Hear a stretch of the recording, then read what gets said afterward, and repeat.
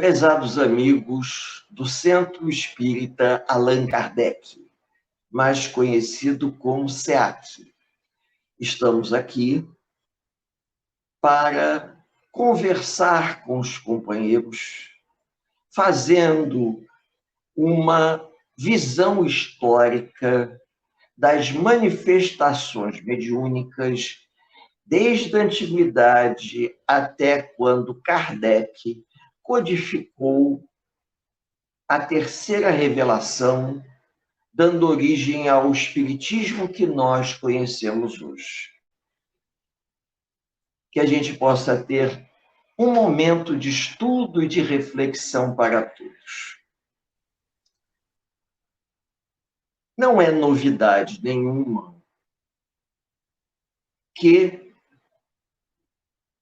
as manifestações mediúnicas sempre existiram na história da humanidade.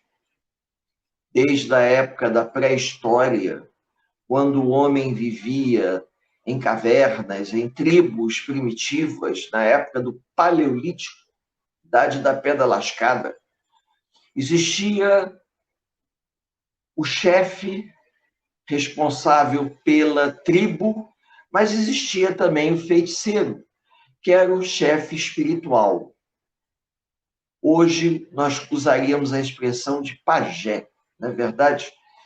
E essa organização religiosa dava margem a que, se algum indivíduo da tribo, da comunidade, apresentasse uma mediunidade espontânea, ele manifestaria essa mediunidade. E a interpretação, nessa época da história antiga, da pré-história, era que os ancestrais, os mortos, estavam tentando se comunicar por intermédio daquela pessoa que tinha um dom, que tinha uma faculdade especial de poder ser um intermediário entre o mundo dos vivos e o mundo dos mortos. Então, isso acaba se tornando uma característica cultural dos povos primitivos, principalmente quando um jovem, um rapaz ou uma moça, apresentavam uma mediunidade de incorporação, e essa mediunidade de incorporação permitia que ele fosse um iniciado, que ele aprendesse com o sacerdote, o feiticeiro da tribo, todo um conhecimento para que ele um dia pudesse se tornar o chefe religioso e se comunicasse com os ancestrais. Essa característica, ela não foi exclusivamente da antiguidade, não.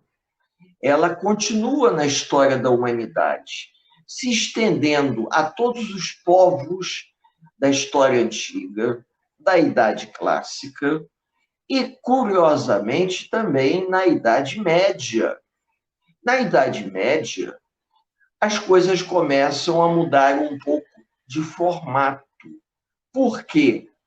Porque, com um pouco mais de esclarecimento, sabia-se que algumas pessoas tinham o dom de poder intermediar uma conversa com os mortos ou com os ancestrais.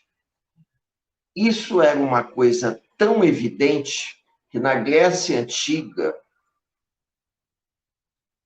no templo de Apolo, aonde as pessoas buscavam o oráculo de Delfos para as adivinhações, eles desejavam se comunicar com os seus ancestrais para poderem terem respostas diretas com relação à vida.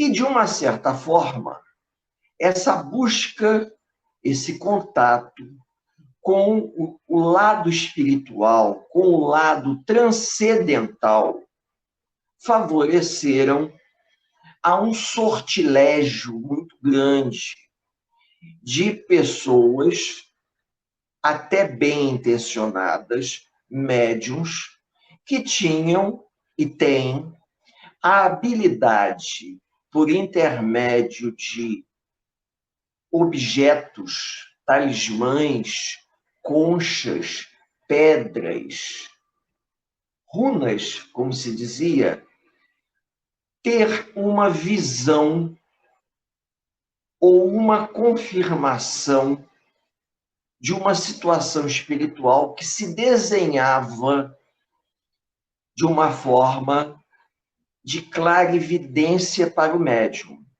O médium percebia alguma coisa, mas ele precisava de uma ferramenta para confirmar aquilo que ele estava percebendo.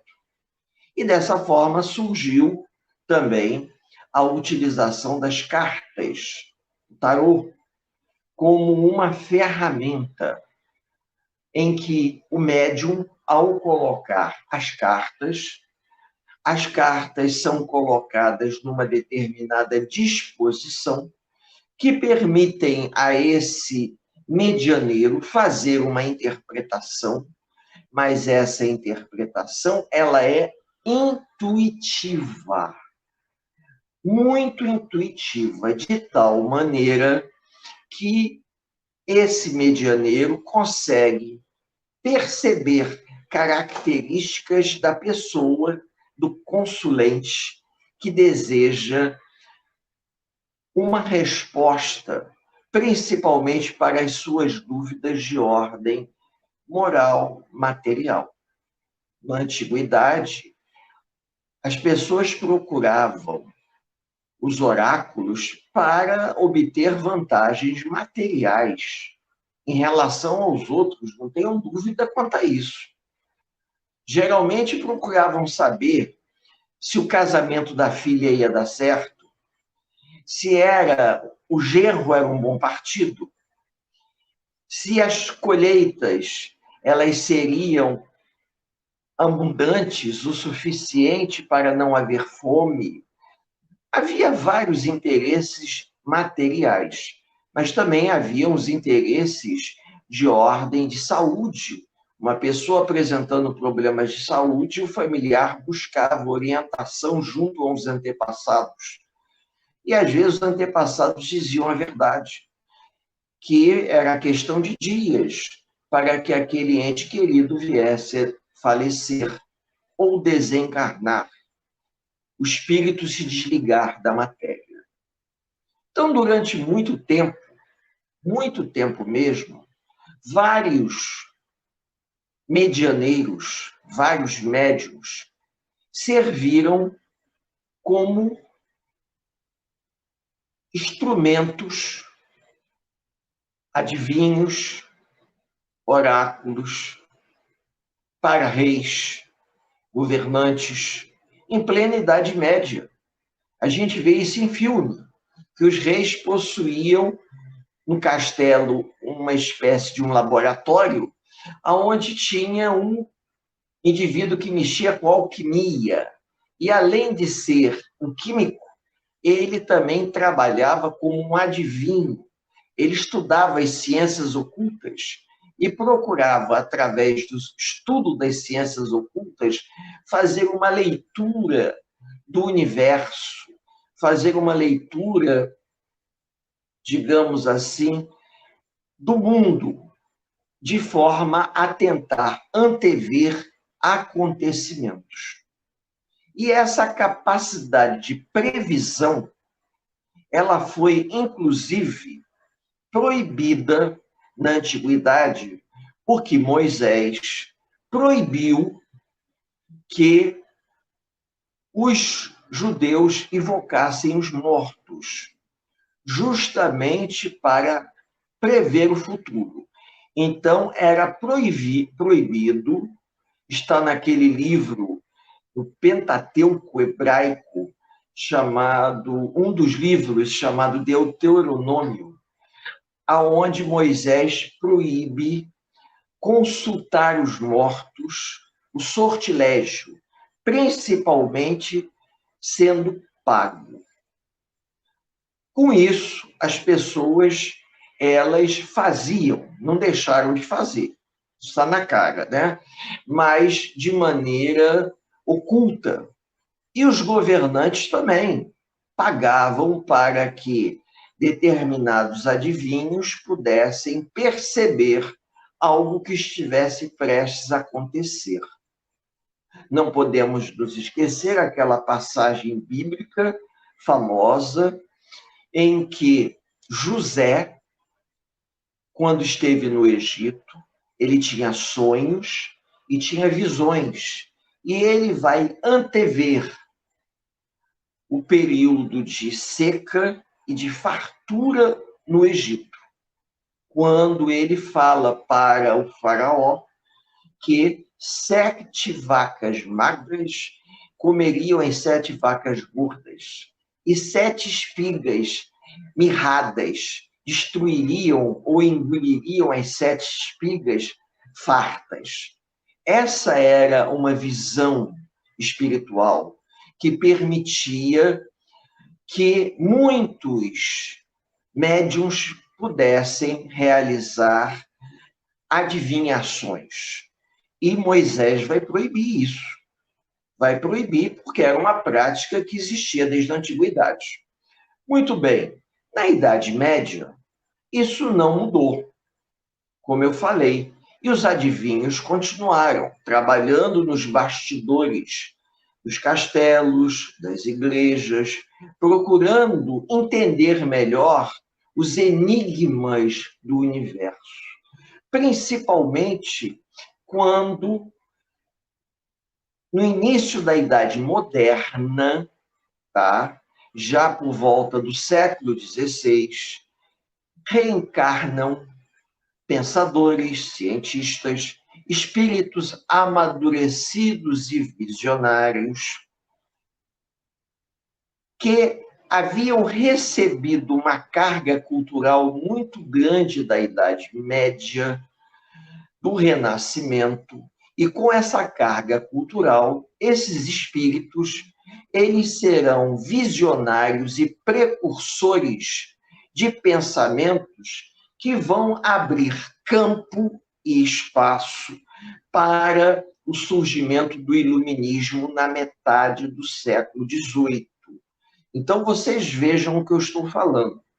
Na metade do século XVI, 1560, surgem pensadores, surgem os primeiros cientistas na acepção exata da palavra, que receberam uma carga cultural muito grande no final da Idade Média, vinda do renascimento cultural, vinda da expansão comercial das cruzadas. E esses homens, em plena Península Itálica, ou naquela região do centro da Europa, por conta das feiras medievais, receberam muito conhecimento, porque a troca do conhecimento se dava pelas rotas comerciais. Era muito comum o indivíduo buscar numa feira medieval não apenas artigos de consumo, mas informações, conhecimento, livros, um saber. Pagava para obter uma informação nova de conhecimento. E dessa maneira o conhecimento se propagou da Itália até a Alemanha, no início das grandes navegações. E dessa forma, no século XVI, nós teremos grandes personagens na história que vão lançar um olhar totalmente diferente sobre o mundo, sobre a sociedade, sobre a realidade que os cercava. Vou destacar para os amigos 2 italianos. Um muito conhecido, Giordano Bruno, tá? Giordano Bruno e Galileu Galilei. Esses dois italianos, pensadores, filósofos, que questionavam a realidade, enxergavam o universo de uma forma completamente diferente. E na Alemanha, ou nos reinos alemães, como também nos reinos italianos, porque naquela época não existia a Alemanha nem a Itália de hoje, eram reinos italianos e reinos alemães, nós teremos o alemão, um matemático chamado Johann Kepler. Kepler, matemático, que era o matemático real, ele também tinha uma visão bem diferenciada da média da cristandade ocidental. Esses pensadores, matematicamente falando, através de observação dos astros e já se utilizando das primeiras lunetas, porque no século XVI surgem as primeiras lunetas rudimentares, que são utilizadas para observação dos astros, das estrelas, dos planetas.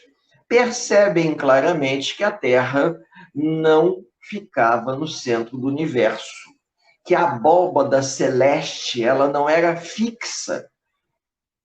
Quando se olhava à noite para o céu, não estava se olhando para uma coisa fixa, mas uma coisa que girava. Essa forma de pensar, é óbvio que tinha por trás a intuição da espiritualidade, ajudando esses homens a perceberem melhor o universo, de forma que, intuitivamente, eles criaram um campo propício, embora tenham sido perseguidos, e Giordano Bruno foi condenado à morte na Itália, em Roma, e Galileu Galilei foi condenado à prisão domiciliar. O único que escapou ileso aí foi Kepler, porque não vivia na Itália, vivia fora, num dos reinos alemães. Eles deram uma contribuição muito grande porque abriram um precedente na forma de pensar para que em pleno século seguinte, século XVII, 1600 e alguma coisa, 1650, 1660, novas ideias começassem a tomar vulto. E nessas novas ideias começam a surgir novos pensadores. A palavra mais apropriada para o século XVI e século XVII seria pensadores. Já no século XVIII, nós vamos usar a palavra cientistas. Por que pensadores? Porque eles levantavam teorias, e essas teorias, elas não surgiam do nada. O espírito já reencarnava, trazendo no seu arcabouço encarnatório uma bagagem de conhecimento tão grande que, quando ele entrava em contato com todas as ideias que circulavam na Europa, principalmente do Renascimento, e a ideia dos italianos do geocentrismo, contrária ao heliocentrismo, as ideias de Galileu, que eram contra as ideias da cristandade. Por quê? Porque Galileu defendia a ideia de que a Terra não ficava no centro do universo. E a cristandade, ela afirmava, por conta das antigas ideias defendidas, que a Terra era o centro do universo, por conta que Ptolomeu havia definido isso no início da era cristã. Então, a teoria ptolomaica, ela era defendida pela Igreja. E essa teoria é que sustentava a teoria do geocentrismo. E Galileu, junto com Giordano Bruno, serão totalmente contrários a essa teoria, afirmando que o planeta Terra era fazia parte do sistema solar. E ao olhar para o céu, as estrelas poderiam ser astros, assim como o Sol, que sustentavam próximo em órbitas circulares ou elípticas planetas como a Terra que poderiam ter vida própria. Então, isso foi uma bomba que eles deixaram, mas os pensadores do século seguinte aproveitaram-se desse conhecimento, de forma que esse conhecimento ele vai ajudar ao surgimento de novos indivíduos. Entre eles, eu vou citar apenas um, que antecede mais ou menos em um século a um século e meio o surgimento do Espiritismo. Ele nasceu um século antes do Iluminismo e um século e meio antes do surgimento do Espiritismo. Se chama Emanuel Swedenborg. Swedenborg, ele foi um pensador, um médium, que tinha uma mediunidade fantástica. E ele conversava com os espíritos. E ele chegou a deixar escritos que, se nós observarmos as suas teorias e as suas teses, levando em conta o conhecimento que ele tinha na época, eu diria que ele seria um precursor do Espiritismo pelas informações deixadas por ele. Por que eu estou comentando isso? Porque muitas das vezes os espíritos não se comunicam diretamente por intermédio de um xamã, um sacerdote, uma pitonisa, um druida. Não. Os espíritos eles podem se valer de encarnados amadurecidos intelectualmente e moralmente para serem intermediários e darem um testemunho de conhecimento para que os homens possam receber essas informações e evoluir, como aconteceu com Allan Kardec. Allan Kardec, a mediunidade de Kardec era uma mediunidade totalmente intuitiva. E Kardec, quando tem a oportunidade de conversar com o Espírito da Verdade, né? E ele pergunta a Kardec se Kardec desejava se aprofundar nos estudos dos fenômenos que levavam às mesas girantes e às comunicações através da psicografia. Quando Kardec aceita o convite, a espiritualidade vai favorecer Kardec para que Kardec tenha ouvidos de ouvir, de forma a ele ser um porta-voz de tudo que a espiritualidade desejava que os homens tomassem conhecimento de forma intuitiva. Então, Kardec tinha uma mediunidade intuitiva muito grande. Ele era um professor, um pesquisador, um compilador, um organizador.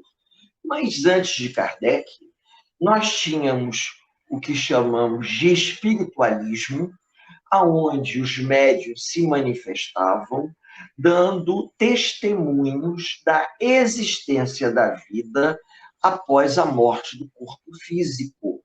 Ou seja, o princípio inteligente que se manifestava por intermédio daquela pessoa continuava existindo após a morte do corpo físico. O corpo físico morria, o espírito se desligava, mas esse espírito continuava existindo. Então, com isso, Kardec vai receber uma carga muito grande de informações e ele precisa organizar, ele precisa estabelecer normas, precisa estabelecer um formato. Não é tudo que os espíritos dizem que nós devemos assinar embaixo. Mas, antigamente, aquilo que era dito nas tribos primitivas, aquilo que era dito quando se evocava o espírito em plena Idade Média, se fez necessário para que o homem ficasse impregnado de uma curiosidade, de um conhecimento de que a vida não terminava com a morte do corpo físico. E, na verdade, até se sabia disso. Isso já era de conhecimento muito antes de que Swedenborg, Emanuel Swedenborg, conversasse, segundo ele, com os anjos, quando ele teve um sonho, e nesse sonho um anjo revelou a ele que, a partir daquele momento, ele poderia conversar com os anjos e com os santos. E Swedenborg, ele vai se referir aos espíritos dessa forma. É muito interessante a maneira com que Swedenborg fala sobre o plano espiritual. Ele tinha uma mediunidade notável e ele conversava até com espíritos que vinham de outros orbes e davam a ele testemunho de como era a vida, por exemplo, em Júpiter. Falando assim, parece que nós estamos conversando sobre ficção científica, mas a trajetória da psicofonia, da comunicação mediúnica desde a antiguidade até os dias de hoje, é um negócio fantástico. Na antiguidade, na tribo primitiva, o pajé, o cacique, o sacerdote, o druida, eles muitas das vezes utilizavam-se de poções, chás, incensos, para entrar em transe e facilitar o processo de comunicação. Ou seja, a mediunidade ela tinha que ser estimulada, porque não havia um desenvolvimento mediúnico como nós sabemos que existe hoje. Nesse desenvolvimento mediúnico, o médium pode perceber a presença dos espíritos e dar a comunicação consciente.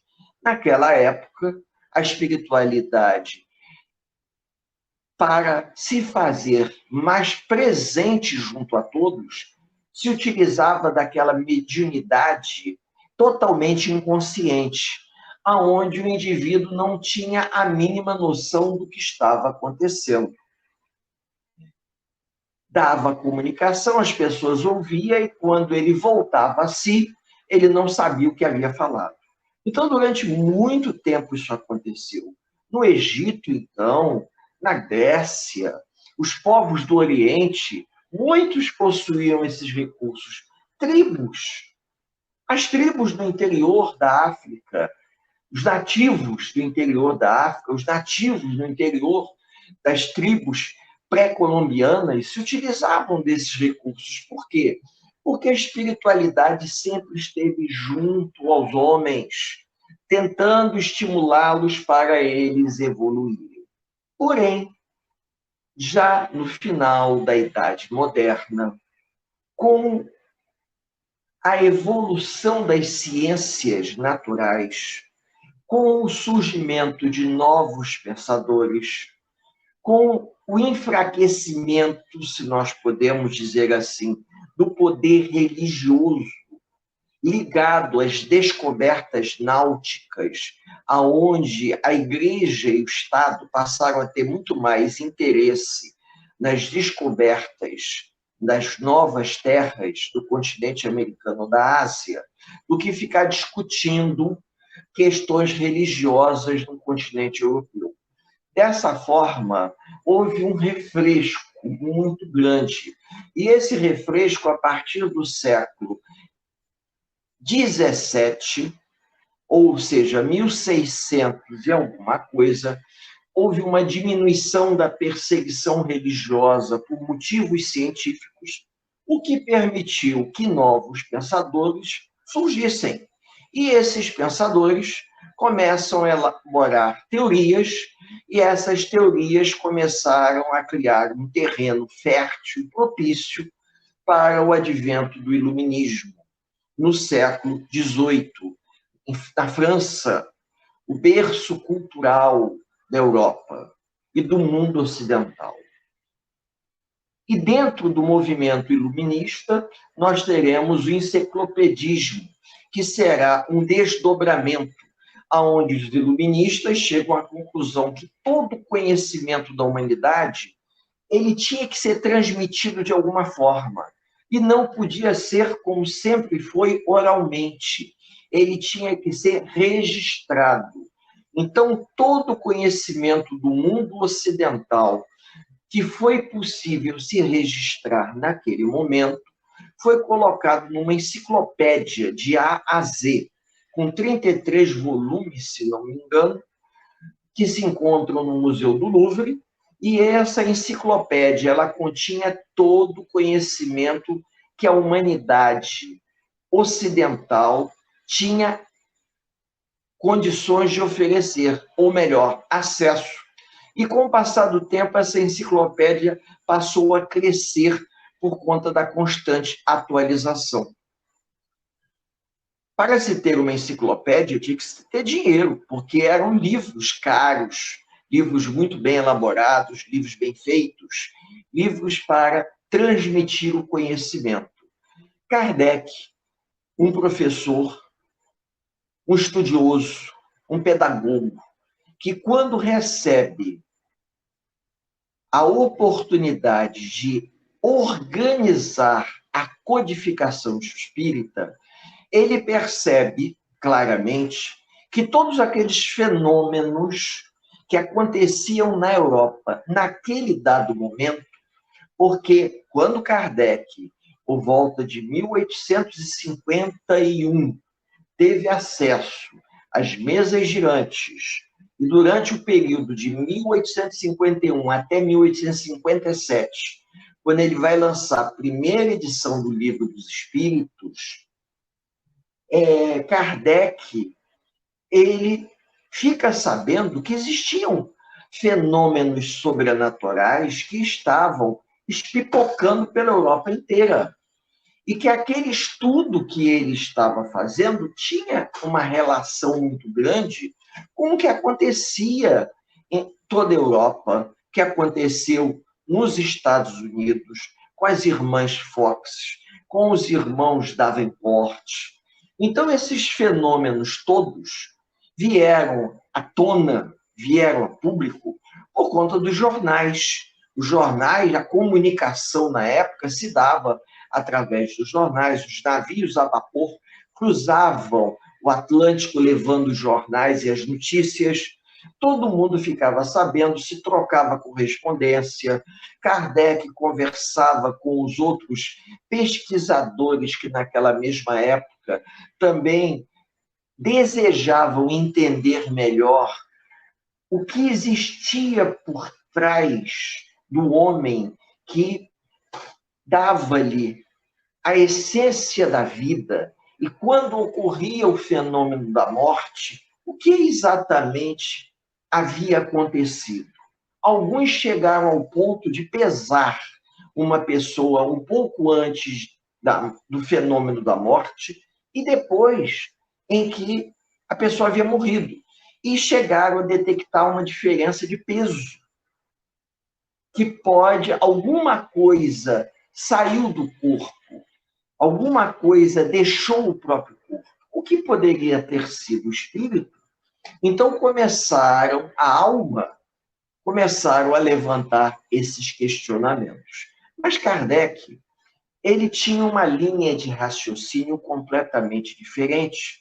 Ele era um curioso, um pesquisador, mas ele desejava estabelecer uma normatização. de forma a entender o mundo dos espíritos e a entender a comunicação que poderia ser estabelecida com o mundo dos espíritos. E dessa maneira, o que é que vai acontecer? Kardec, ele procura formular perguntas e respostas para que essas perguntas e respostas ajudassem a qualquer pessoa no processo de pesquisa, no processo de aprofundamento do conhecimento. E ele, conversando uma vez por mês, 15 minutos com o Espírito da Verdade, era esse o tempo que ele tinha para tirar dúvidas com o Espírito da Verdade. Ele tinha acesso a outras agremiações para colher informações, mas o Espírito da Verdade é que tirava limpo as suas principais dúvidas, porque intuitivamente muita coisa ele próprio resolvia. E Kardec percebe que não era pelo fato de ocorrer uma manifestação espiritual que o espírito comunicante estava dizendo a verdade. Poderia ser um espírito brincalhão, poderia ser um espírito debochado, poderia ser um espírito maldoso. Então, Kardec começa a estabelecer normas,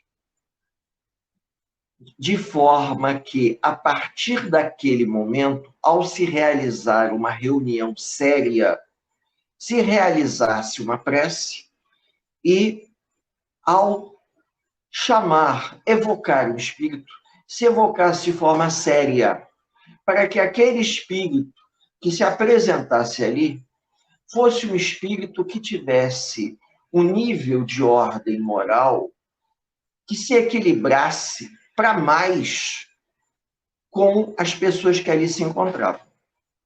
Porque, dependendo do tipo de pergunta que se faz, vai-se ter qualquer tipo de resposta. E para Kardec ficou muito evidente com relação a isso. Até porque os espíritos sérios, eles não vão exercer um controle em cima de pessoas oportunistas que desejam, por intermédio de uma mediunidade, encontrar a solução fácil para os problemas da vida. Dessa forma, o cunho, vejam bem, o formato das comunicações mediúnicas começam a se modificar.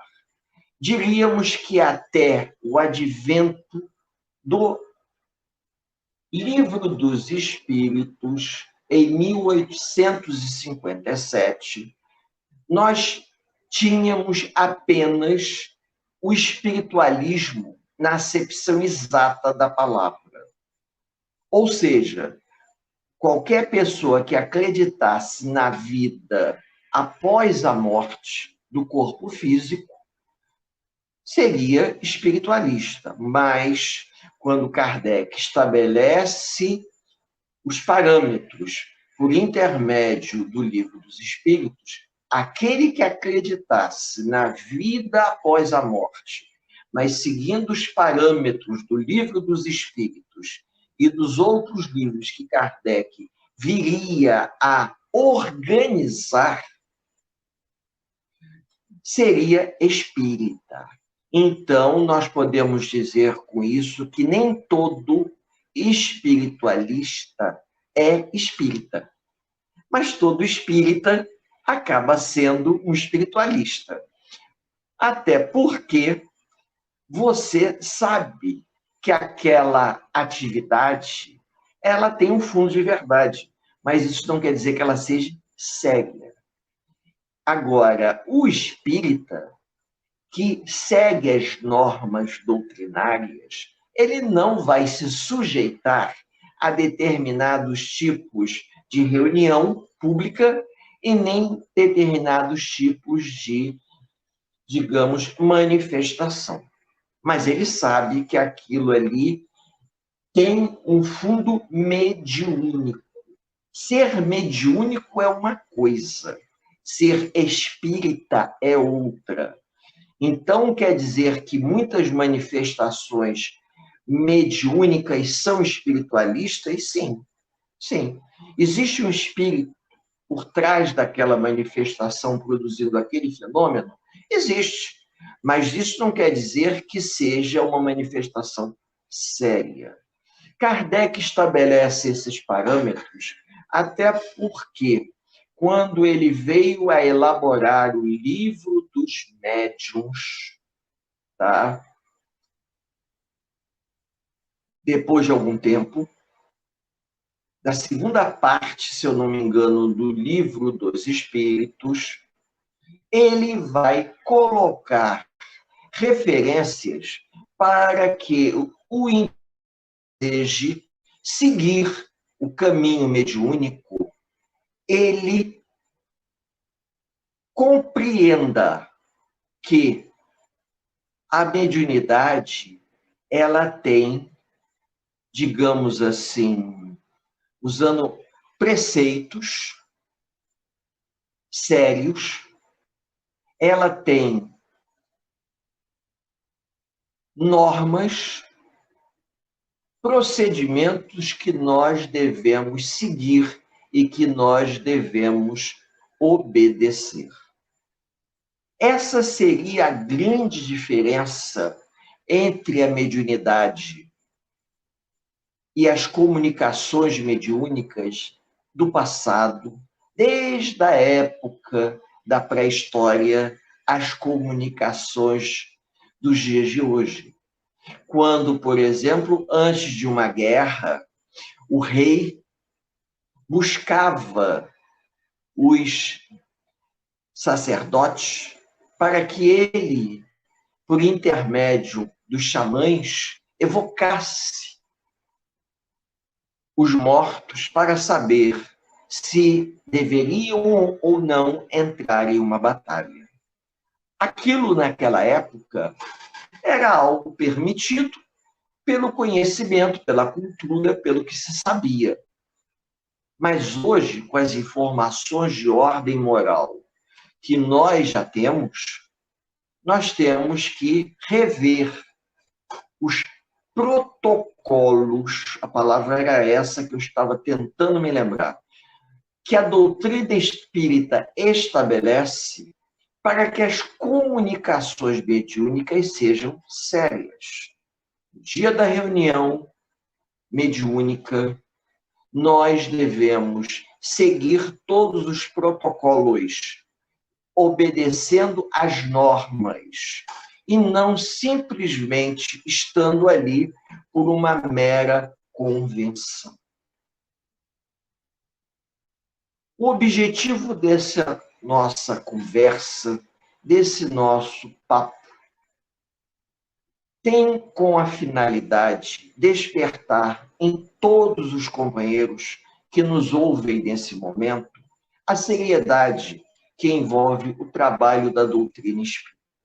É lógico que no imaginário popular, no nosso imaginário, nós temos curiosidades que gostaríamos que a espiritualidade pudesse nos revelar. Mas nem tudo que desejamos nos é permitido. E os espíritos sérios, os espíritos moralmente evoluídos, sabem que eles têm uma responsabilidade para zelar. E eles têm que prestar conta das atitudes deles para com aqueles a quem eles estão subordinados. Então, o espírito sério jamais daria uma comunicação, digamos, irresponsável a um encarnado, porque ele teria que prestar contas disso à espiritualidade maior. Apenas os espíritos imaturos, muitas das vezes, buscam determinadas ajudas ou esclarecimentos, porque a imaturidade é inerente ao ser humano. E todos nós, na condição de curiosos, buscamos um esclarecimento que possa ajudar na nossa caminhada de vida. Para que a gente possa ir finalizando esse nosso bate-papo amigo, convido a todos dos dois planos da vida a elevarmos o nosso pensamento a Deus, nosso Pai, e a Jesus, nosso amado Mestre, para que nos envolvam numa energia positiva. O conhecimento liberta, o estudo esclarece. Que essas oportunidades possam alavancar a nossa evolução. E que, dentro do possível, possamos colocar em prática tudo que estamos recebendo de positivo em nossas vidas, para evoluirmos, avançarmos, crescermos espiritualmente. Que a paz do Mestre Jesus permaneça com todos os companheiros, por hoje, agora e por todo sempre. Que assim seja.